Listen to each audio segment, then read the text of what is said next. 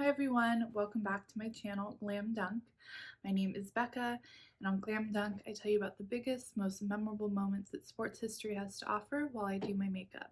Thank you so much for being here and for watching this video. If you are curious about what makeup products I am using, I will have them all linked in the description box below. So this is the 7th episode of Glam Dunk. If you've not seen episode 1 on the 2001 World Series, episode 2 on The Catch, episode 3 on Wilt Chamberlain's 100-point game, episode 4 on the 1989 World Series, episode 5 on the Miracle on Ice, or episode 6 on the Buffalo Bills' 4 consecutive Super Bowl losses, I will have them all linked below. So today we are going to be talking about the life and murder of Colombian soccer star Andres Escobar. So I just want to forewarn everyone that this does have a subject matter of death and violence and murder because of what happened to this soccer star. So I just want to forewarn anyone in case you don't want to hear about it. Go ahead and go watch one of my other videos.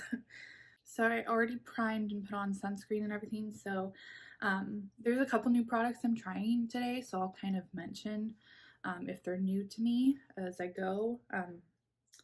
But this is the Kosas Revealer Skin Improving Foundation. I just got this. I've tried it one other time. I wore it to a game I was covering, and of course I had a mask on, and it lasted pretty well under that, except my nose, it looked terrible, but everything looks terrible on my nose, so I'm going to try this again. I have the shade Light Neutral Warm 130. Andres Escobar Saldarriaga. I apologize if I mispronounce anything. Andres Escobar was born on March 13th, 1967 in Medellin, Colombia, I think is how you say it.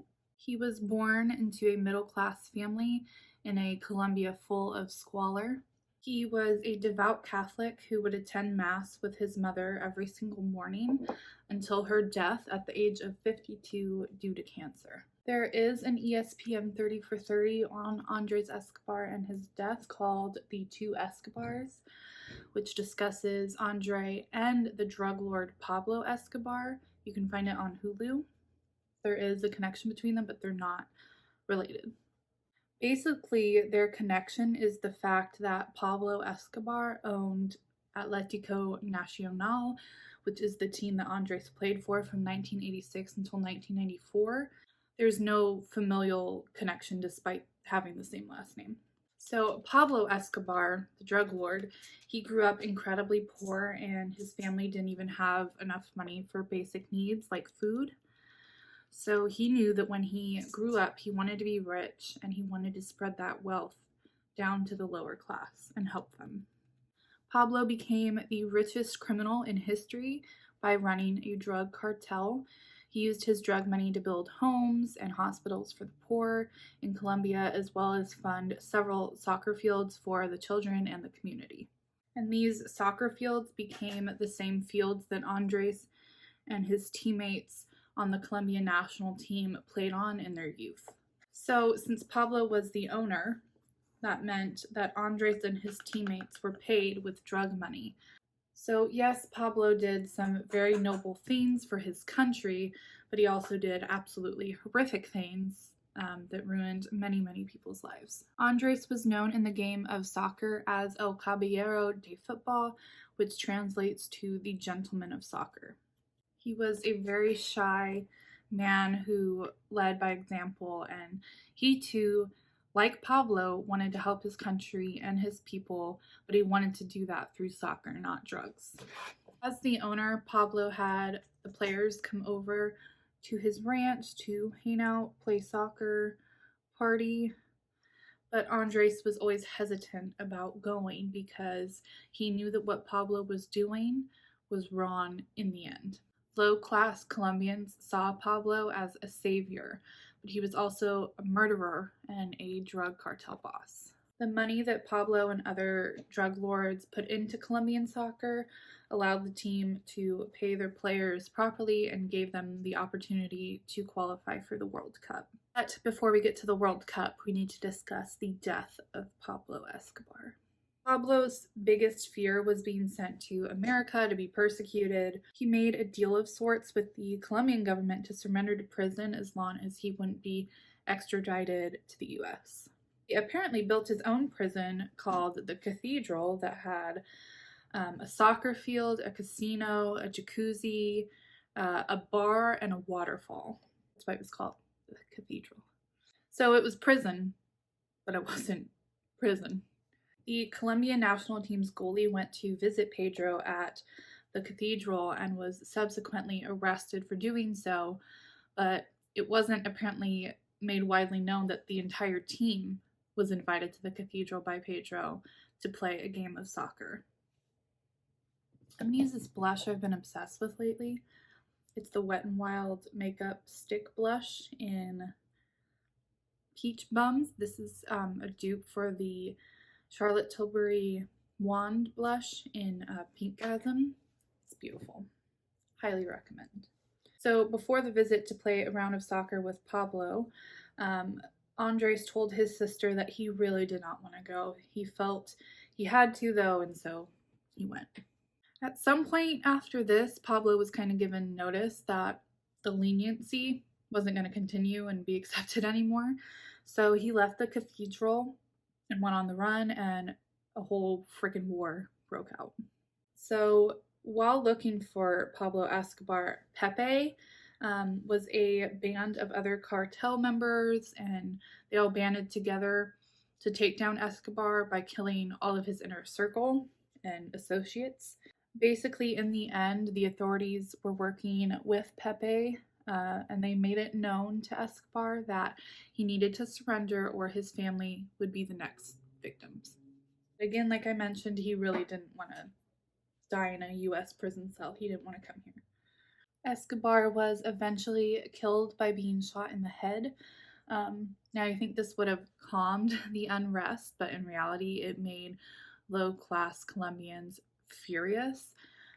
Their savior was gone, and they had lost all hope. Crime in Colombia heightened even more due to this anger.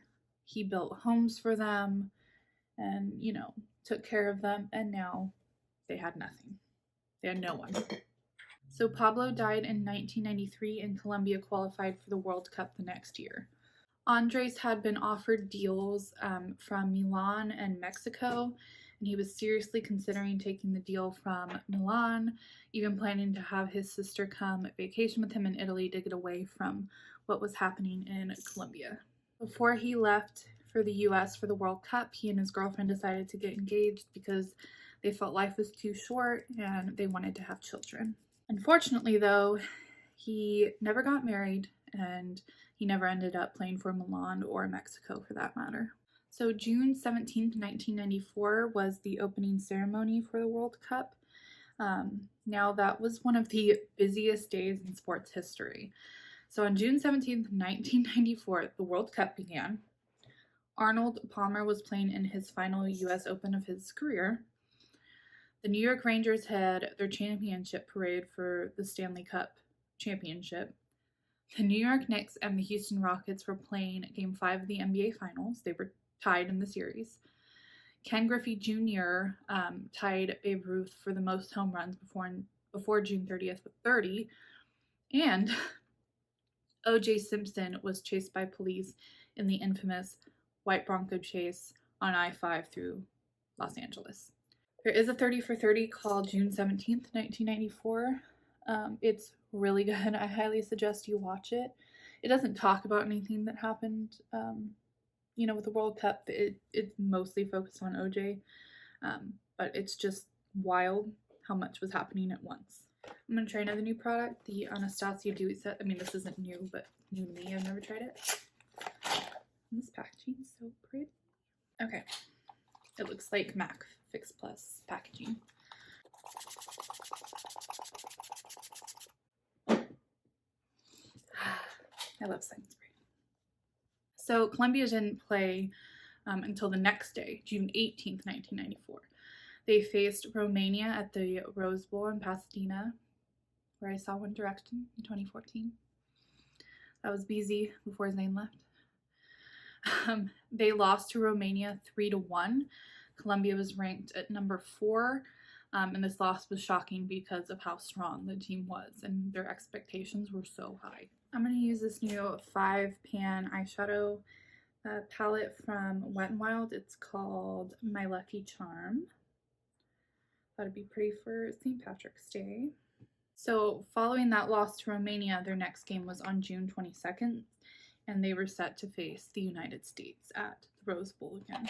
It was in this game that Andres made his tragic mistake. The game was still at 0-0 when Andres stretched to block a cross from American midfielder John Harkes and subsequently recorded an own goal. An own goal in soccer and hockey is when you score the ball into your own net or the puck into your own net, thus recording a point for the other team.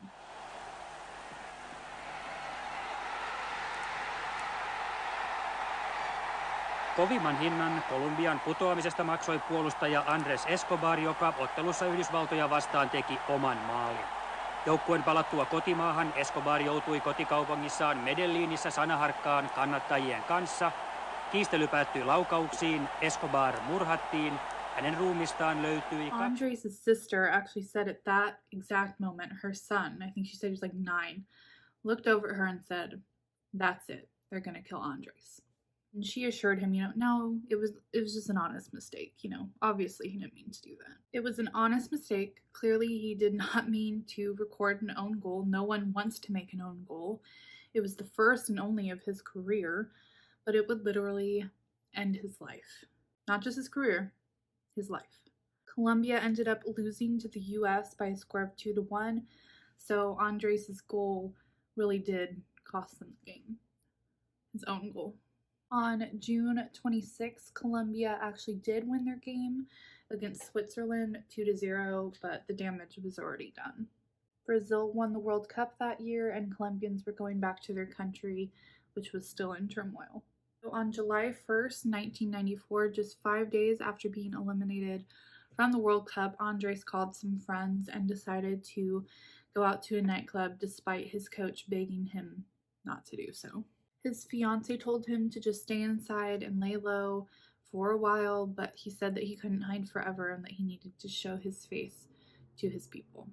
Andres and his friends went to a bar and then a liquor store and then ultimately ended up at El Indio nightclub. Friends say Andres started off the night as his shy, quiet self, but obviously as he drank, he became more talkative. While in the nightclub, a couple of guys saw Andres and yelled something at him along the lines of, "Hell of a goal you made." So when Andres was leaving the nightclub, it seems that those same men must have started chirping with Andres again about the goal. Andres actually drove his car over to where the men were in the parking lot and tried to explain to them that it was simply a mistake, and he obviously didn't mean for the own goal to happen. Now, these two men verbally attacking Andres were the Guyon Brothers. They were a part of Pepe, that group we talked about before, the former Pablo Escobar minions and the group of other cartel members that ended up bringing down Pablo and ending his life. After bringing down Pablo and killing him, these guys in Pepe felt pretty high and mighty, and they felt like they could do anything they wanted and no one could challenge them.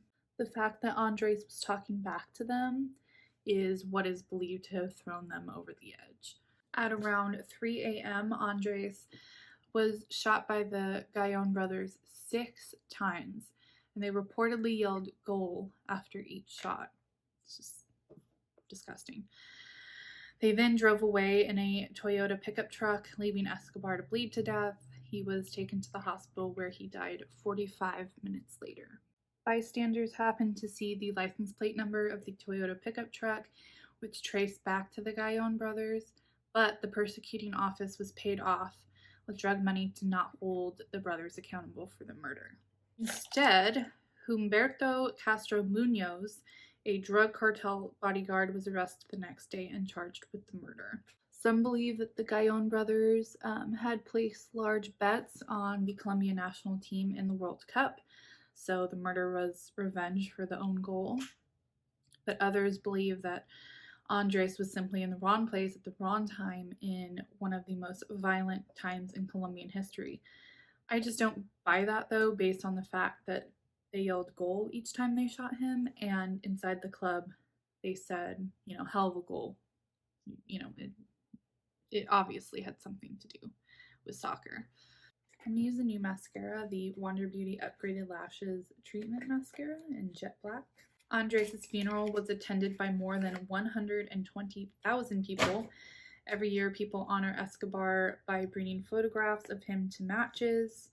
And in July 2002, the city of Medellin, I think you say it Medellin, unveiled a statue of him in his memory. I feel like this would be nicer for every day, not just not revolumizing. It's nice. I think I like it, just not with this bold of an eye look. Many believe that if Pablo Escobar had not been killed, that Andres would not have been killed. Before his associates did anything illegal, it had to be approved by Pablo himself. And many think that Pablo never would have allowed this, and that crime in general would not have been as high at the time.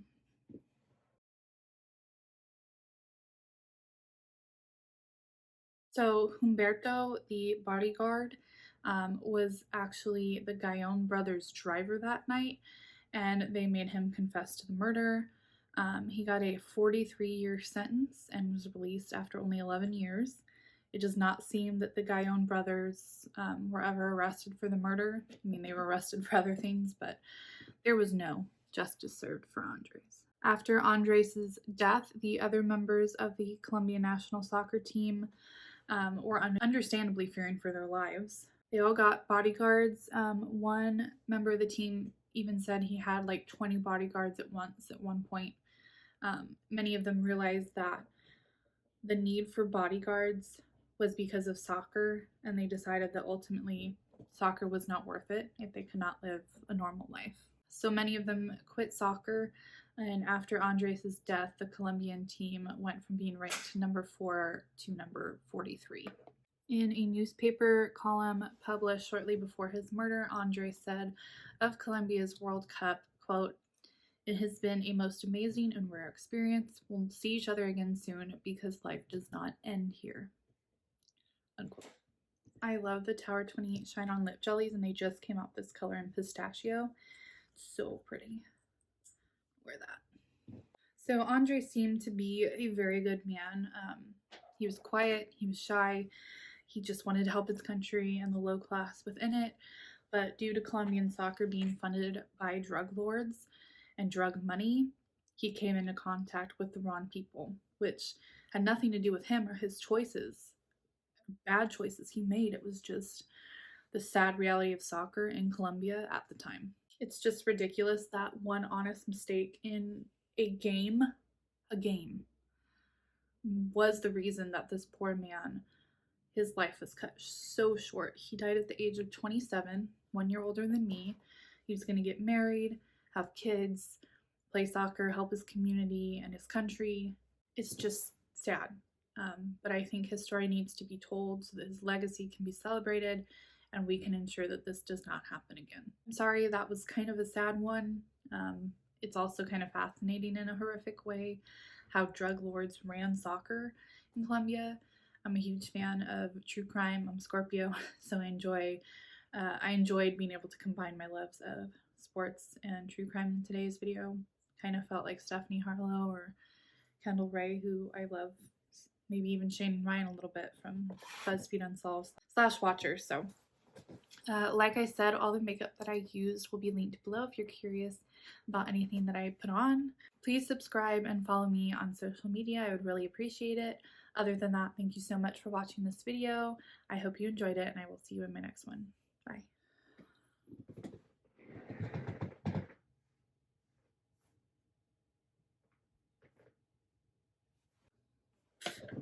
Oh God. Yeet. Oh, Jesus. Okay.